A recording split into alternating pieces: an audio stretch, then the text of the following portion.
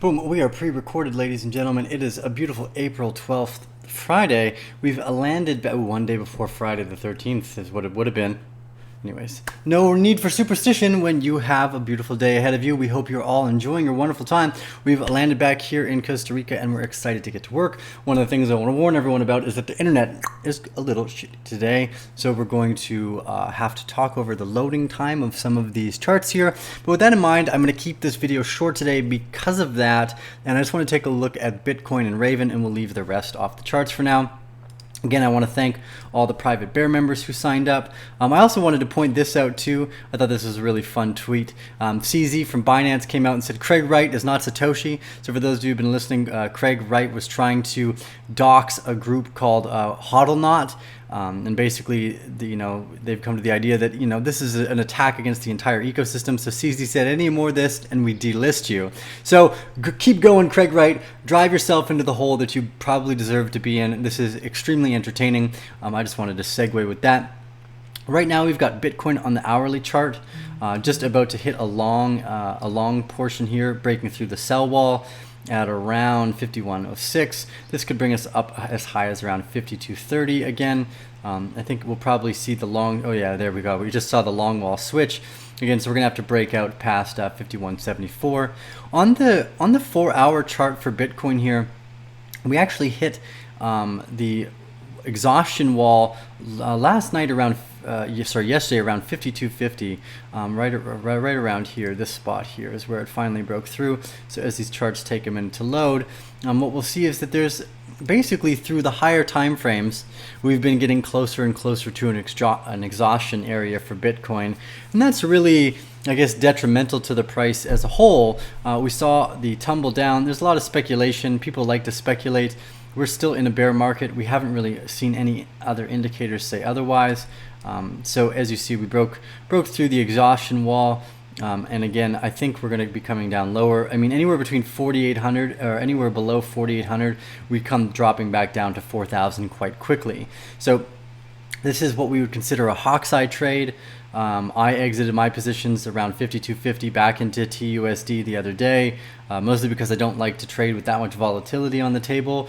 And for me, profits are profits. HODL is not a trading strategy. It's not a great mentality. It'll often lose, especially if you're interested in this space. Great long-term, yes, buy and hold. Having exposure to this space in any way, shape, or form can be extremely valuable, and we think that's always the case. Any price is a good price if you have exposure and it runs to $100,000 over the next year. Now, I'm not saying that you should just run out and buy the first Bitcoin that you get the chance to do, but really, I think educating yourself on what all these market indicators mean will help you find an entry point that you are more comfortable with. And if you believe in the fundamentals, you can hodl through the lows. It's extremely important. So diving in, taking a look at Ravencoin here. Hopefully my chart, oh, look at that, loaded somewhat fast, probably getting almost a megabit a second down. On the 4-hour, we're still in the range trade that we were looking at. If you zoom out even further here, you can see that on the first wave extension, we've started to cuddle around the 1618. This is extremely important. If we actually draw another Fibonacci retracement line over top of this one here, just so we can get a variable extension of the idea, we've basically come down to test the 786 and the 618 of the extension of this new high. So we're in a pretty precarious area as far as trading patterns go. Anywhere between the 618 and the 786 is actually quite bullish.